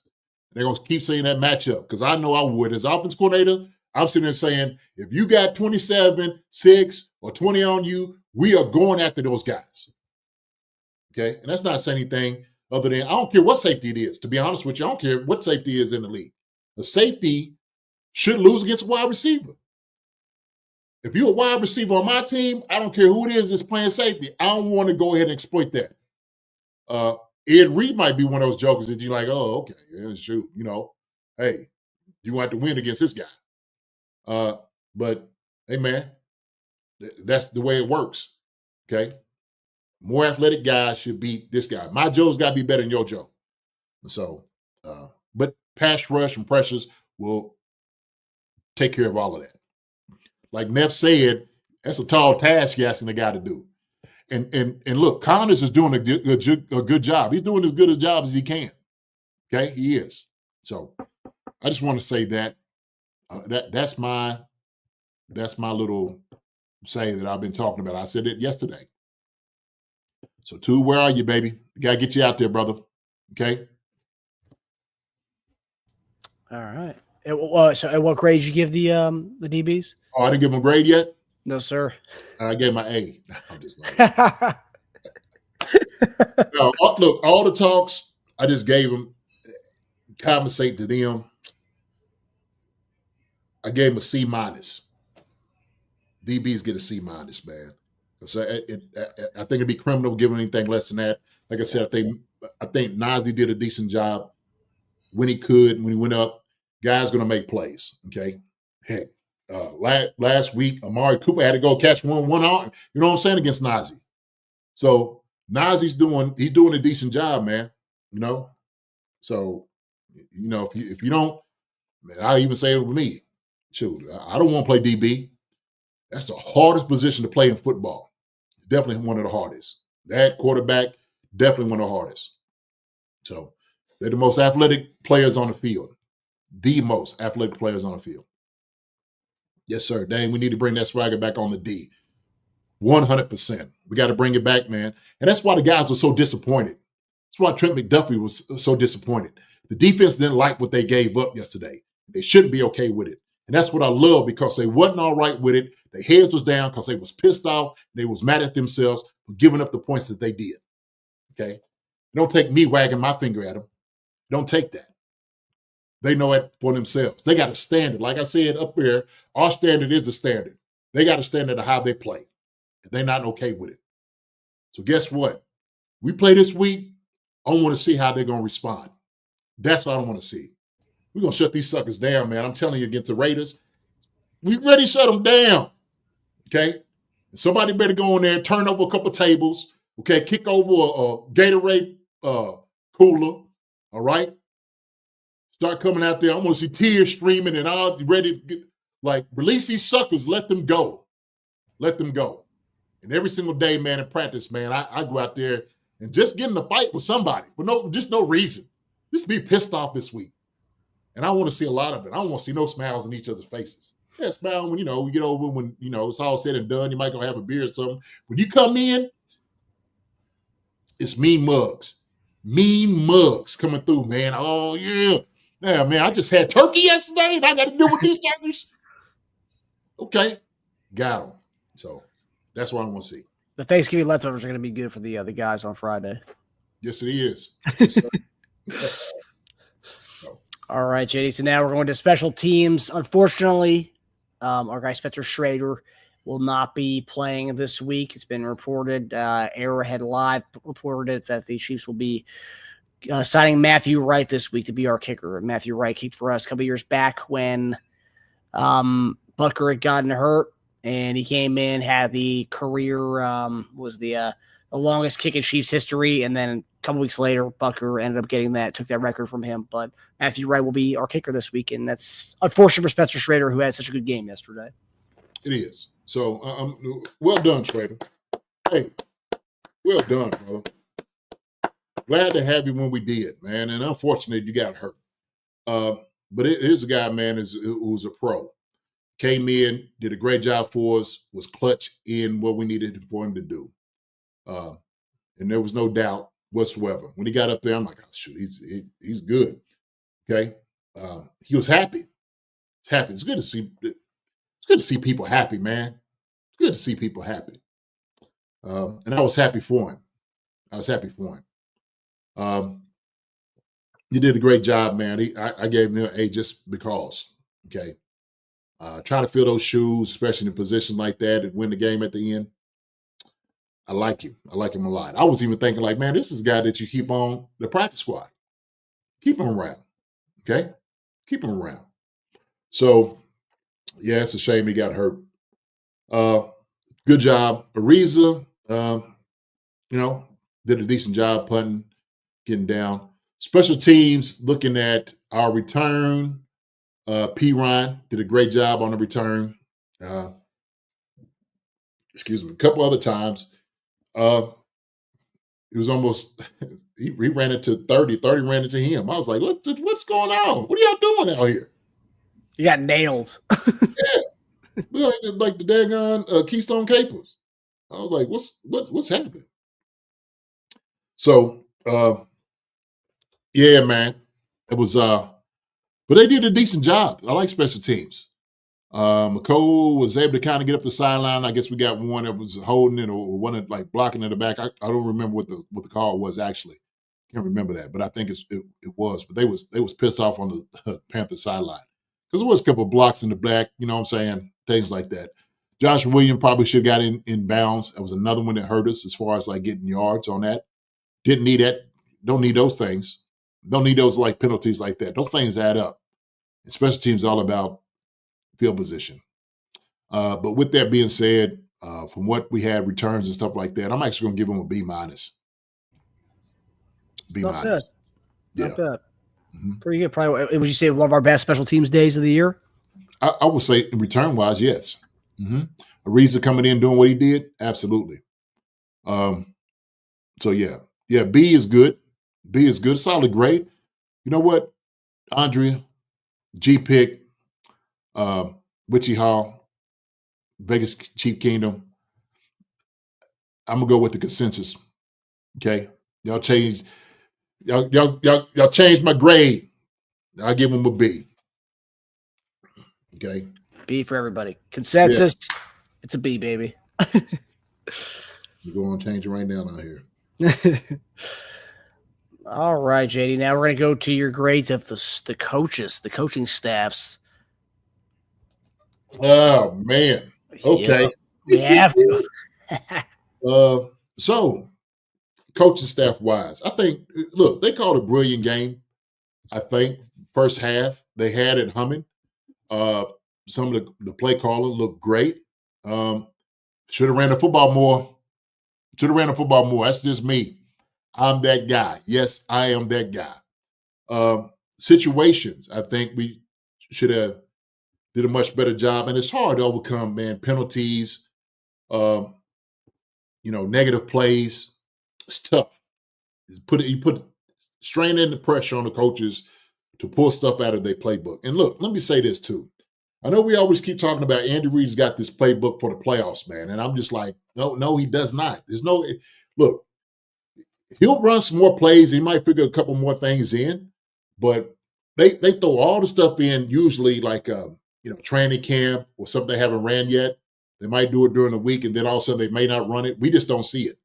But they want guys to get those things in, because if you're trying to learn new plays toward the end of the season, the playoffs, it might just be a little bit too much. And so what you do is you can make changes and variety on particular plays to look the same way, but just run it differently.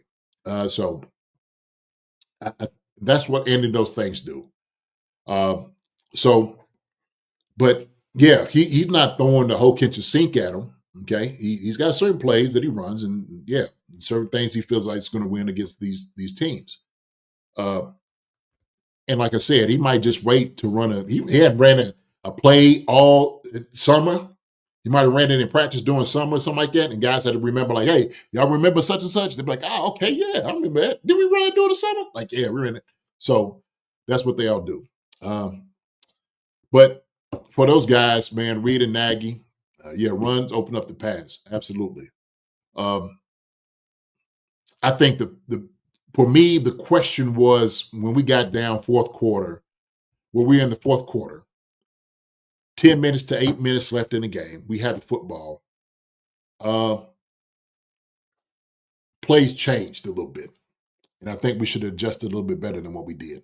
And I didn't like the position that we put our guys. Didn't.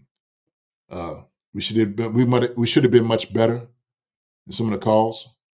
Also, too, down in the goal line, I think we ran like a screen, in which I'm just like, I don't know why we're running the screen down there with this.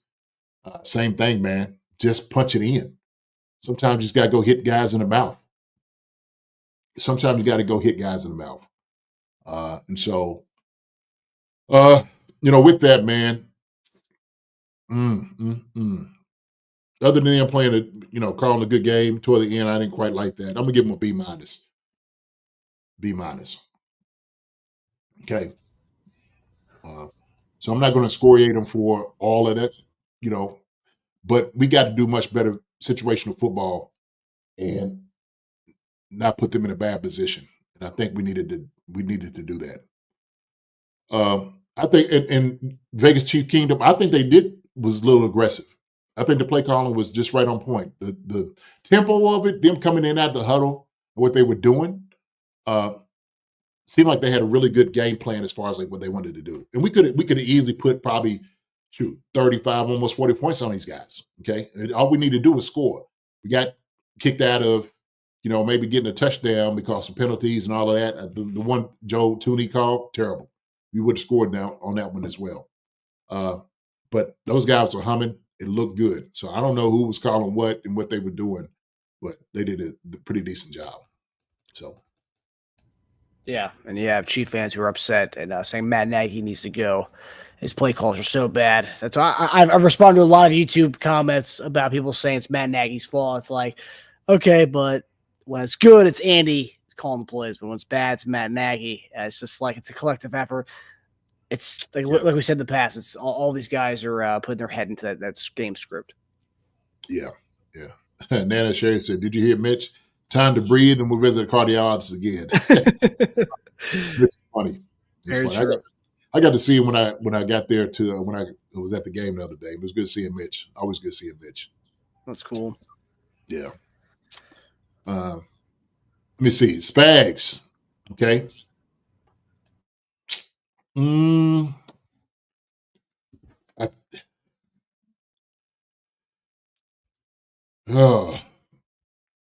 So I think Spags had a good game plan. Did a great job against the run. I think he, what we wanted to do, stop the run. I think he did a good job putting guys in position to do that. And Spags can't play for us. He just can't. He can't play for the guys to make plays. He's like, look, I'm gonna call the defense, but y'all guys got to make the plays. Y'all got to generate pressure. You got to be able to use your technique to come off blocks. You guys got to be able to execute what I am calling. That's on them. Okay. But also, too, I do believe because of while we're seeing a lot of just the safeties covering those guys, I disagree with. Now, I know he has a lot of trust in those guys. Those guys are pretty good, okay? And I'm not taking the thing away from the guys because I think they are good. But uh, maybe some of the blitzes probably would have seen it a little bit more. Kind of hitting home. And I don't know, it was like kind of this in between. And sometimes blitzing from depth, we're not getting the timing that we need. Okay, we need to be up on the line of scrimmage more. It generates more pressure as opposed to like depth wise. They were just kind of calling it out. But they got to execute it, man. But I do agree with Andrea Chenault. Andrea, I agree with you. I give him a C plus. I give Spags a C plus. So, but we got to understand it. We got to understand it. Those guys got to execute it. I think he had a decent game plan. He did a good job stopping the run, the pass, though. We got to. Sometimes we can't bring 4 when we know it ain't working. We got to bring more than they can block. Okay. So I've seen a couple of middle dogs switching it up, cross dogs. I've seen that a couple of times in the game. Should have did a little bit more of the twist. I think that would have made a difference, because there was one that Bryce made an errant throw because he did one of the twist. It always messes up our offensive line. I always talk how hard it is for our offensive line to pick it up. So it is tough. It's a tough thing to do. So just got to execute. Yeah. All right, Jay. We're ended here with Dave Tobe. Dave Tobe gets a B plus. I think it's his best grade you've given him, I think. Yeah, simple. You just execute it. That's what they need to do. Same thing, like I said, with Spags. You got to execute what he's asking and call it. Putting P. Ryan and Carson Steele back there to return the football, good job. That's how you should do it. So trusting Spencer to come in, Schrader to come in, great job, great work.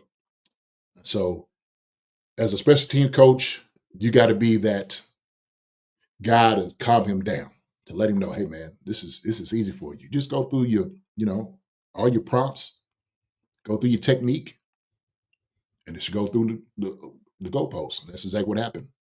So B plus today. Good job. Yeah, the P. Ryan switch up over the last, I think it was last week or 2 weeks ago when they finally put him back there for the first time. It was a good move by Tobe to recognize that, like you said earlier. Great move. That's the way it should be. Yeah, Mike Brand says the blocking on punt returns is shaky. Yep. Yes, it is. Baby steps, Mike. Baby steps, Mike. Shoot. I mean, Mike, I think me and Mike agree on this, man. How many more baby steps we need, man? It's like each jokers should be walking. They should be full-grown strider by now. What should be happening? I think Mike agree on that, man. So we need to do a much better job. Shaky. It's a great word for it. It is better than it was. Yeah. Week 12. It's way past due. Way past due. This is stuff. Listen, week 12, special teams is one of those. It is all fundamentals technique, and it is about willing to want to. Okay. You're not going to do anything complex on special teams. Okay. You may have some different returns. You may have a different kind of blocks. You may have those things. But other than that, it's pretty much fundamental. Get in front of the guy, stay in his hip. Okay. Retreat a little bit. Okay. Gather, strike, and move him out of the way. Stay on your block. Sustain. Okay. So those are the things I would tell him. Come on, you got to sustain this block. Come on now, you got to do better. And it's just me. I'm just going through it. Effort. That's right. Effort. The guys on the outside got to do a much better job. Got to do a much better job. So, yeah. And there you have it. There's the week 12 grades, everybody. Grades. I know we took a long time on it, man, but I'm glad y'all came in and seen what we were talking about. It's always a good time hearing your grade and hearing the rationale behind all this stuff. It gives us really good insight and perspective on what to make of what we're seeing out there. Yeah, I try to, man. For me, and like I said, I always say this, Marcus. It's never as bad as we think it is, and maybe it's not as good as we thought it was. And so we got to have a good balanced look at this objectively. to make a decision, because I could get in all my emotions. Oh, these guys need to get out of here. And all. Hey, man, been out there on the field, know what it looks like. If I don't do something right, if I got one of my men came off and made a tackle, I'm pissed the entire week. I'm pissed because I know I'm better than that. So sometimes you got to be able to get on yourself, but I'm just giving everybody a look on it. Great content today, A+. I'm the Brown, my brother. Appreciate you, baby. Appreciate it. It means a lot coming from you. A lot coming from you. Mike, you too, man. Thank you. Thank you all for another great show. Appreciate it, man. It is Raider Week. Yes, it is. It's Raider Week. Wednesday, we are going to be humming. Please come in and come see what we're doing. Awesome. Yeah, Wednesday, we got a lot going on, like JD just said. We'll have, it's pretty much, it's our Friday show and Wednesday show all jam-packed into one. We'll have a nice and concise for you guys. JD's going to give us his 10. We missed it the last 2 weeks. We haven't had it, but we're going to get the 10 keys to victory this week, going to that Black Friday game against the Raiders. And then, of course, Tage will hop on the show. And we'll do the betting show as well. We'll preview the Raiders stuff. We'll do the 10 keys to victory and do the betting show. And then, guys, then send everybody off for Thanksgiving festivities with all the family and friends that everyone's going to be having. So this next few days, it's going to be a hell of a week, guys. It's going to be one heck of a week. And also, too, I want to say this, too. Obviously, we've been asking you guys to give reviews and whatnot. We talked about the giveaways we'll be having. We'll be doing our first round of giveaways on Wednesday. So nothing like Thanksgiving, getting some holiday gifts out of it. So we're going to be giving out 2 gifts on Wednesday. So definitely be here for that.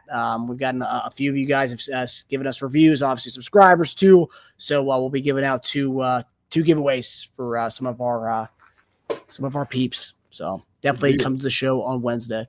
Yeah. Good Christmas gifts to put underneath the tree. So yeah, we got to be able to do that. We got to be able to. Good to see y'all. Come on out. Happy Thanksgiving to you. If y'all don't come back, we don't see you. Happy Thanksgiving to you all and your family. God bless each and every one of you all to have a wonderful, wonderful day and enjoy each other. But also, too, man, let me say this. Thank you for all the prayers and the well wishes for my families and the Littles family, for my friend who had passed away last week. But I just want to tell you how much that I love you.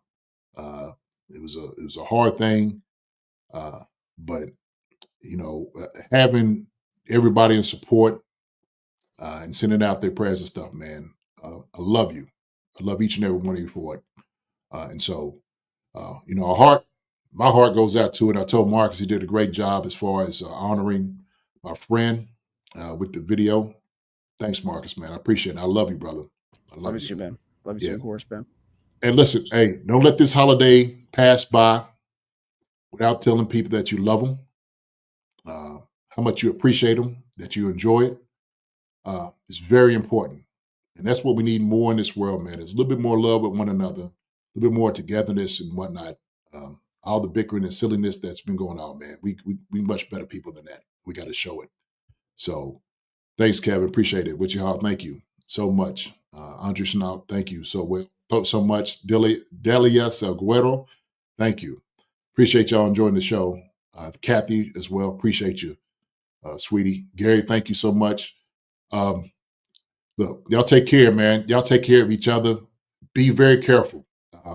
Come back here on Wednesday. We're going to have some fire giveaways, 5 keys to victory, defense and offense coming in from the dungeon. We're going to have the betting show as well. Guys making good picks. We're going to be talking about these loathsome Raiders coming in from Vegas, coming in. We got one of these put across their lip, as all Fred G. Sanford would say. How about giving you about 5 of these across your lip? So it's always good. It's always good. Yes, but listen, hey, I'm the Brown G. Pick Witchy Hall, Vegas Chief Kingdom, Sasha, Dela Seguero, Witchy Hall, Andre Chenault, Kathy Welch, Gary Holland, Scott Stein. Happy Thanksgiving to you too, my man. Vegas Chief Kingdom, John Clifford, I'll see you about time. I hope your family's doing well, man. I always ask how y'all doing and give my love to them as well. Dane, Neff, Good seeing you. Love you. See you tomorrow for sure. Let me see who else we got in here. Chiefs again. Let me see who else we had. Noop. I think Noop's off of here. Kevin Mars, Nana Sherry. Good seeing you. Let me see who else we got in here. Got to go up here. Man, listen. You know how it is. Sarah 73. Thank you. Good seeing you as well. Listen, you know how it is. If I didn't get to see you, Eric Brown, say what's up.